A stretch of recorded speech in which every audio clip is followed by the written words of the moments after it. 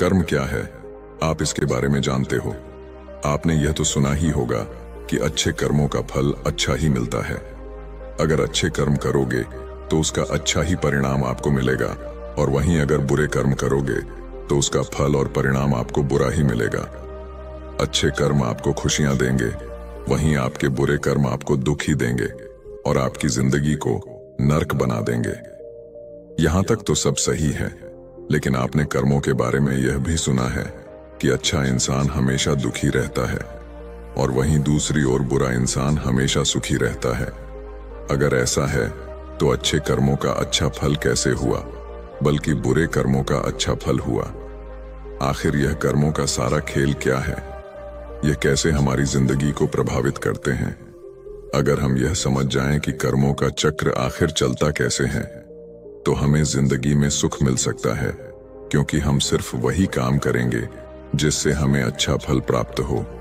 तो चलिए जानते हैं इस कहानी के माध्यम से कि आखिर कर्मों का खेल है क्या और कर्मों का फल हमें कैसे मिलता है।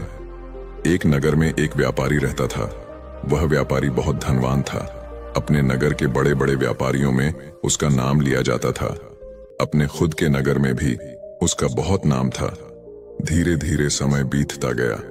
फिर एक दिन उसके घर एक पुत्र का जन्म हुआ। उस पुत्र के जन्म पर वह व्यापारी बहुत खुश हुआ। उसने अपने पुत्र का नाम चंदन रख दिया। व्यापारी ने सोचा कि अब उसका पुत्र बड़ा होकर उसके कारोबार को संभालेगा और वह अपने नगर का सबसे बड़ा व्यापारी बन जाएगा। उस व्यापारी ने अपने पुत्र का अच्छे से पालन पोषण किया, उसे अच्छे से पढ़ाया लिखाया। समय के साथ साथ चंदन अब 22 वर्ष का हो चुका था। उसका पुत्र चंदन भी बड़ा होकर अपने पिता के व्यवसाय में मदद करने लगा। पिता अपने पुत्र को ऐसे काम करता देख, अपने काम में सहायता करता देख बहुत प्रसन्न होता। फिर उस व्यापारी ने अपने पुत्र चंदन का विवाह एक सुंदर युवती के साथ करवा दिया, जिसका नाम रंभा था। चंदन भी बहुत प्रसन्न था। चंदन विवाह होने के बाद तो अपने पिता के साथ व्यवसाय में हाथ बटाता रहा। कुछ दिन तो चंदन अपने पिता के कारोबार में मदद करता रहा, लेकिन कुछ दिन बाद फिर अचानक ही चंदन में कुछ परिवर्तन आने लगे। वह दिन भर अपने दोस्तों के साथ घूमने लगा। धीरे धीरे चंदन को एक बहुत बुरी आदत ने जकड़ लिया। वह रोज अपने दोस्तों के साथ जुआ खेलने लगा। चंदन ना तो अपने घर आता था और ना ही अपने पिता के व्यवसाय में हाथ बटाता था। धीरे धीरे समय गुजर रहा था। समय के साथ चंदन के पिता बूढ़े हो गए। बूढ़े होने के कारण उनके पिता व्यापार की देखभाल नहीं कर रहे थे, और चंदन तो व्यापार की देखभाल करना तो दूर की बात है, वह तो उनके धन को उड़ा रहा था जो व्यापार से प्राप्त हो रहा था। व्यापार की देखभाल ना होने के कारण धीरे धीरे उसे व्यापार में बहुत नुकसान होने लगा। चंदन के पिता ने चंदन को बहुत समझाया कि मैंने इतनी मेहनत करके इतना बड़ा व्यापार खड़ा किया है, अगर तुम इसे नहीं संभालोगे तो एक दिन यह पूरी तरह नष्ट हो जाएगा। उस बूढ़े पिता ने अपने बेटे को खूब समझाया कि देखो, मेरी बात मान लो, तुम इस जुए खेलने की आदत, इस गंदी आदत को छोड़ दो, नहीं तो एक दिन ऐसा भी आएगा कि तुम्हारे पास कुछ भी नहीं बचेगा, कोई तुम्हारा साथ नहीं देगा, फिर तुम बहुत पछताओगे, इसलिए तुम समय रहते संभल जाओ। लेकिन चंदन ने तो अपने पिता की एक भी बात नहीं सुनी। वह तो उनकी बात को सुनकर अनसुना कर देता था। ऐसे ही समय धीरे धीरे गुजरता रहा। समय के साथ उसके पिता और भी बूढ़े हो गए और उनको बीमारियों ने जकड़ लिया। कुछ दिन के बाद ही उस व्यापारी की मृत्यु हो गई। अपने पिता की मृत्यु पर भी चंदन को बिल्कुल भी अफसोस नहीं हुआ। उसे तनिक भी दुख नहीं हुआ। ऐसे लग रहा था कि मानो उसके पिता की मृत्यु के बाद तो उसे आजादी मिल गई हो। अब उसे कहने सुनने वाला कोई रहा नहीं था। अब तो चंदन पहले से भी अधिक दिन रात जुआ खेलने में लगा रहता था। चंदन जुआ खेलकर एक बहुत बड़ा आदमी बनना चाहता था। वह एक दिन में ही सब कुछ हासिल कर लेना चाहता था, जिस कारण अब वह जुए में बड़े बड़े दांव पेच लगाने लगा था। चंदन की मां ने भी चंदन को बहुत समझाया कि बेटा, तुमने बहुत सारा धन गवा दिया है, अब जो थोड़ा बहुत धन बचा है उसे भी लुटाने पर क्यों लगे हुए हो। और वह कहते हैं ना कि जब मनुष्य का विनाश होता है तो उसकी बुद्धि काम करना छोड़ देती है। चंदन अपनी माँ की बात एक कान से सुनता था तो दूसरे कान से निकाल देता था। उसे किसी भी बात का बिल्कुल भी फर्क नहीं पड़ता था। चंदन दिन रात जुआ खेलने में व्यस्त रहता था। उसे किसी भी बात का होश नहीं था। चंदन के पास कोई कुबेर का खजाना तो था नहीं जो कभी खत्म ही नहीं होता। धीरे धीरे चंदन का सारा धन खत्म होने लगा। फिर एक दिन ऐसा आ गया जब चंदन के पास कुछ भी नहीं बचा था। जुआ खेलने में उसका सारा धन समाप्त हो चुका था। वह अपना सब कुछ गंवा चुका था। अब चंदन की माँ भी काफी बीमार रहने लगी थी। जब चंदन की माँ ने यह सब सुना कि उसका बेटा जुए में सब कुछ हार चुका है तो उसकी माँ को बहुत बड़ा सदमा लगा और उसकी माँ की मृत्यु हो गई। लेकिन चंदन को तो अपनी माँ की मृत्यु पर भी कोई अफसोस नहीं हुआ। उसने और उसकी पत्नी ने दोनों ने उनका अंतिम संस्कार किया। फिर कुछ समय बाद चंदन ने फिर से जुआ खेलना शुरू कर दिया। उसे किसी भी बात से कोई फर्क नहीं पड़ता था। उसके लिए कोई जिए या मरे, वह तो दिन भर जुआ ही खेलता रहता था। चंदन का सारा धन खत्म हो गया था। फिर उसने दूसरे व्यापारियों से कर्ज ले लिया। चंदन व्यापारी का बेटा था तो उसे किसी ने भी धन देने से मना नहीं किया। लेकिन चंदन ने तो वह धन भी जुए खेलने में ही नष्ट कर दिया। अब चंदन के ऊपर बहुत सारा कर्ज हो चुका था। अब उसके घर में 2 वक्त का खाना खाने जितना धन भी नहीं बचा था। अब तो चंदन की हालत ऐसी हो गई थी कि अब उसके पास ना तो खाना बचा था खाने को और ना ही पहनने के लिए कपड़े बचे थे। वह बिल्कुल कंगाल हो चुका था। अब पूरे नगर में सबको यह पता चल चुका था कि चंदन अब तो कंगाल हो चुका है। उसके पास कुछ भी नहीं है। जब चंदन किसी से मदद मांगने जाता तो सब उसे मना कर देते थे। एक समय ऐसा था कि जब उसके परिवार का नाम नगर के बड़े बड़े व्यापारियों में आता था, लेकिन चंदन की इस गंदी आदत के कारण उसने अपना सब कुछ गंवा दिया था।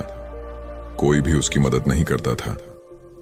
चंदन का जब सब कुछ समाप्त हो गया तब उसे इस बात का एहसास हुआ कि समाज में लोग इज्जत तभी करते हैं जब उसके पास पैसा होता है। जैसे ही मनुष्य का पैसा खत्म हो जाता है तो उसके साथ साथ इज्जत भी खत्म हो जाती है। लोग उसी मनुष्य की इज्जत करते हैं जो मेहनत से कमाता है और अपने जीवन में एक कामयाब इंसान बनता है। जब चंदन के ससुर को यह बात पता चली कि उसका दामाद कंगाल हो चुका है तो वह अपनी पुत्री की चिंता करते हुए तुरंत ही अपनी पुत्री से मिलने चला गया। उसने वहां जाकर देखा कि उसकी पुत्री तो बहुत दुखी है। उसकी पुत्री ने फटे पुराने कपड़े पहने थे। भूख के कारण उसका गुलाब सा चेहरा मुरझा चुका था। अपनी बेटी की ऐसी हालत देखकर उनको चंदन पर बहुत गुस्सा आया। उसने अपनी बेटी को अपने साथ घर ले जाने का निश्चय कर लिया था। उसने चंदन को कुछ नहीं कहा और अपनी बेटी को लेकर अपने घर चले गए। जब चंदन घर पहुंचता है तब उसे पता चलता है कि उसकी पत्नी को तो उसके ससुर जी अपने साथ घर ले गए हैं। यह सुनकर चंदन बहुत दुखी होता है। अब वह बिल्कुल ही अकेला पड़ चुका था। अब तो ना उसके पास पैसा था, ना उसकी पत्नी थी और ना ही उसके माता पिता। सब लोग उसे अकेला छोड़कर चले गए थे। चंदन अपनी ऐसी हालत देखकर फूट फूट कर रोने लगा। अब चंदन को अपने पिता की हर वह बात याद आने लगी जो उसके पिता ने उसे समझाई थी। उसकी ऐसी हालत का जिम्मेदार वह स्वयं ही था। वह अपने ही आप से कहने लगा, एक दिन ऐसा था जब मेरी गिनती नगर के बड़े बड़े व्यापारियों में होती थी और आज मेरे पास खाने के लिए खाना तक नहीं है। मैंने अपने पिता की सारी जमा पूंजी इस जुए में हरा दी है। अब आज के बाद मैं कभी जुआ नहीं खेलूंगा। अब मैं मेहनत करूंगा और अपना खुद का व्यापार फिर से खड़ा करूंगा। यह सोचकर चंदन अपने ससुर से मिलने के लिए सोचता है ताकि वह उनसे कुछ धन उधार ले सके और अपना व्यवसाय शुरू कर सके। सुबह होते ही वह अपने ससुर से मिलने के लिए निकल पड़ता है। शाम होते होते वह अपने ससुराल के घर तक पहुंच जाता है। ससुराल पहुंचकर वह अपनी हालत देखकर रोने लगता है। अपने फटे पुराने कपड़ों को देखकर वह सोचता है कि वह अपने ससुराल ऐसे फटे पुराने कपड़ों में तो नहीं जा सकता। मेरी थोड़ी बहुत जो इज्जत है वह भी चली जाएगी। मैं इस इज्जत को नहीं गंवा सकता हूं। मैं साफ सुथरे कपड़े पहनकर ही अपने ससुर से मिलने जाऊंगा। फिर उसे याद आया कि उसके पास पैसे तो हैं ही नहीं। फिर वह नए कपड़े कहां से खरीदेगा। अगर वह फटे पुराने कपड़ों में ससुराल जाएगा तो उसकी बची खुची इज्जत भी ऐसे ही खत्म हो जाएगी। यह सब सोचकर वह इधर उधर देखने लगा। उसकी नजर एक कपड़े की दुकान पर जाती है, लेकिन शाम हो जाने के कारण दुकान बंद हो चुकी थी। चंदन ने निश्चय किया कि वह सुबह तक इंतजार करेगा। जैसे ही दुकान खुलेगी तो मैं अपने ससुर का नाम लेकर कपड़े खरीद लूंगा, और जब मुझे ससुर जी से पैसे मिल जाएंगे तब मैं इस दुकान वाले को उधार चुका दूंगा। अपने फटे पुराने कपड़ों में ससुराल वालों के घर जाने से अच्छा है कि मैं एक रात इस दुकान के बाहर ही निकाल लूं। यह सब सोचकर चंदन उस कपड़े की दुकान के बाहर ही सो जाता है। रात्रि हो चुकी थी। चारों तरफ सन्नाटा छाया हुआ था। सभी लोग गहरी निंद्रा में सो चुके थे, पर चंदन को नींद नहीं आ रही थी। भूखे पेट भला कोई कैसे सो सकता है।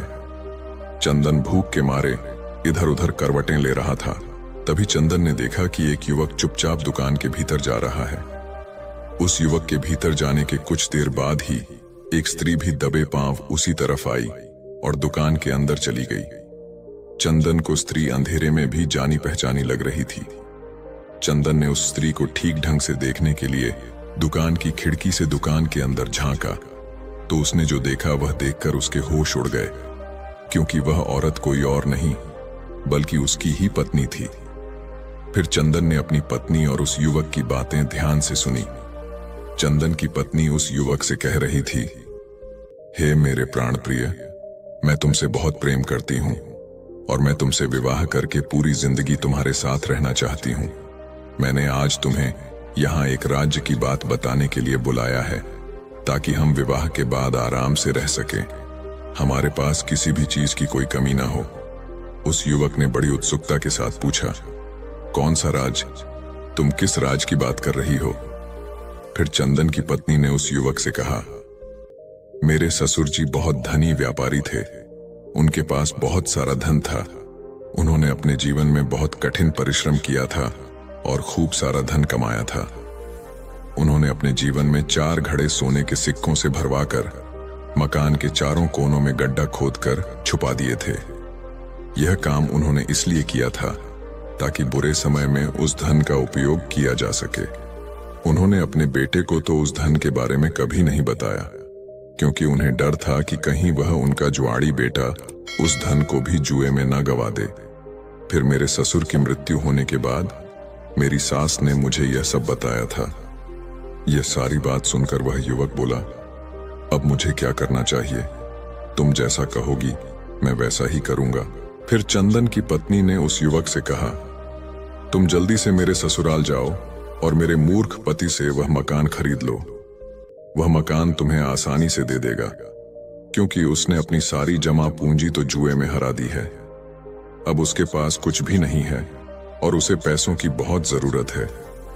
फिर तुम उस मकान के चारों कोनों की खुदाई करना और फिर उन चारों घड़ों को अपने में कर लेना, जिसके बाद हमें कभी भी धन कमाने की आवश्यकता नहीं पड़ेगी और फिर हम पूरा जीवन खुश रहेंगे। अपनी पत्नी की यह सारी बातें सुनकर चंदन को गहरा आघात लगा। वह सोचने लगा कि आज मेरी बुरी आदतों के कारण मेरी पत्नी मेरी नहीं है, बल्कि वह पराये पुरुष के साथ है, उसका साथ दे रही है और उससे विवाह करने की योजना बना रही है। लेकिन मैं ऐसा कभी होने नहीं दूंगा। मैं अपने पिता की कमाई हुई दौलत को इस आदमी के हाथों कभी नहीं जाने दूंगा। माना कि मैं बुरी संगत में पड़ गया था, मुझे जुआ खेलने की गंदी लत लग गई थी, लेकिन अब मुझे सब कुछ समझ में आ गया है। अब मैं अपने पिता की दौलत को इस तरह लूटने नहीं दूंगा। मुझे पता है कि मेरे पिता ने यह दौलत कितनी मेहनत से कमाई थी। यह सब सोच चंदन तुरंत अपने नगर के लिए निकल जाता है। सुबह होते होते वह अपने घर पहुंच जाता है। घर पहुंचकर वह बिना कोई समय गवाए अपने घर के चारों कोनों की खुदाई करना शुरू कर देता है। खुदाई करने के थोड़ी ही देर बाद उसे वह चारों घड़े मिल जाते हैं, जिसे देखकर चंदन बहुत खुश हो जाता है और अपने पिता को धन्यवाद करता है। फिर वह उन चारों घड़ों से सोने के सिक्कों को निकाल लेता है और उन घड़ों में कोयला भरकर वापस उसी जगह पर रख देता है। इसके बाद चंदन अपनी पत्नी के प्रेमी का इंतजार करता है। कुछ दिनों के बाद उसकी पत्नी का प्रेमी उसके घर आता है। वह उसके घर आकर उसे बोलता है, मैंने सुना है कि तुमने अपना सब कुछ गंवा दिया है, पर तुम्हें पैसों की बहुत आवश्यकता है। तुम मुझे यह अपना घर बेच दो, क्योंकि मुझे इस नगर में अपना व्यवसाय शुरू करना है। मुझे घर की जरूरत है और तुम्हें पैसों की। तुम्हें पैसे मिल जाएंगे और मुझे घर। इससे हम दोनों की जरूरतें पूरी हो जाएंगी। चंदन तो इसी मौके के इंतजार में था। उसे उस आदमी की सारी योजना पहले से ही पता थी। उसने तुरंत अपना मकान उसे बेच दिया।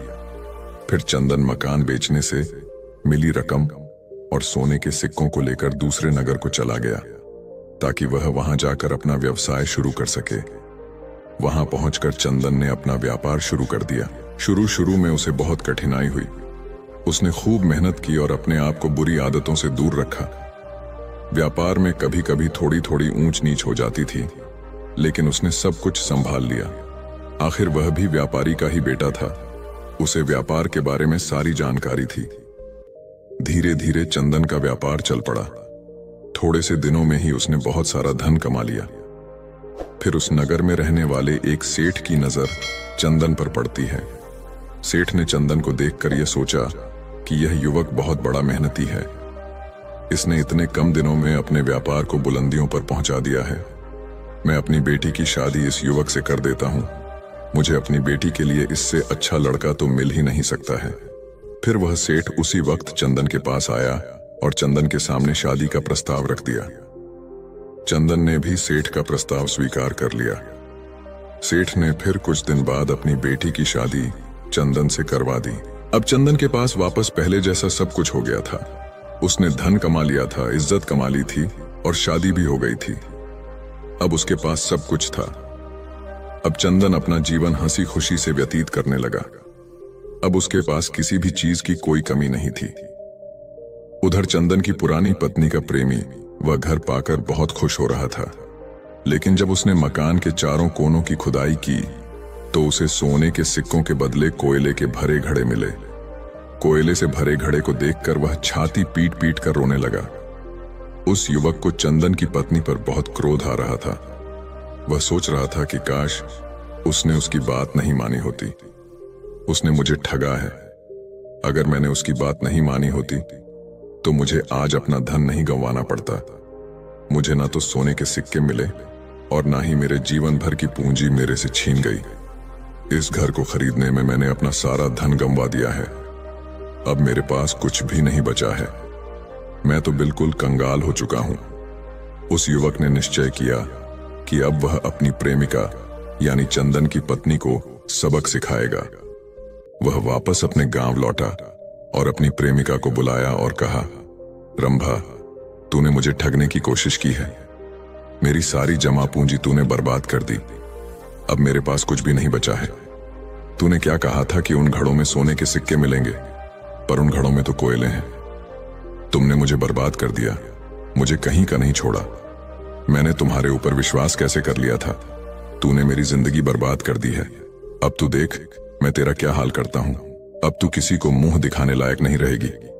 यह कहकर उस प्रेमी ने अपनी प्रेमिका के नाक और कान को छुरी से काट डाला और वहां से चला गया। अब चंदन की पत्नी अपनी ऐसी हालत पर फूट फूट कर रोने लगी। वह इतनी बदसूरत हो गई थी कि अब वह अपने आप को शीशे में देख ले तो खुद से खुद ही डर जाए। अपनी ऐसी हालत की जिम्मेदार वह खुद ही थी। अब वह जीवन भर इसके लिए पछतावा करती रहेगी कि काश उसने ऐसा नहीं किया होता। लेकिन अब जो हो गया सो हो गया। बीते हुए कल को हम वापस नहीं ला सकते हैं। बस बीता हुआ कल हमें कुछ सिखा कर जाता है। उधर चंदन ने अपनी गलती से पहले ही सीख लिया था कि बुरे कर्म करोगे तो परिणाम तो बुरा ही प्राप्त होगा, पर अगर अच्छे कर्म करोगे, परिश्रम और निष्ठापूर्वक जीवन निर्वाह करोगे, तभी हमें अच्छा परिणाम प्राप्त होगा। हमारा जीवन तभी खुशियों से भरेगा। किसी ने सत्य ही कहा है कि परिश्रम और लगन से ही कार्य करने पर हम जीवन में सफलता प्राप्त कर सकते हैं। बुरे कार्य करके हमें असफलता ही प्राप्त होगी। तो देखा मित्रों, जब तक चंदन बुरे कर्म कर रहा था, जुए में अपना सब कुछ गंवा रहा था, उसे उसके कर्मों के हिसाब से बुरा फल मिल रहा था। लेकिन